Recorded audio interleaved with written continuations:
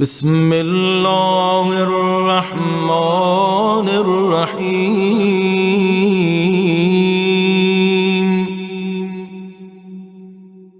اللهم ارزقني فيه فضل ليلة القدر،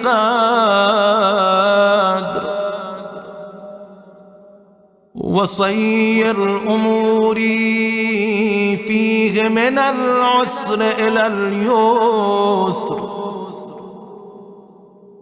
واقبل معاذيري وحط عني الذنب والوزر.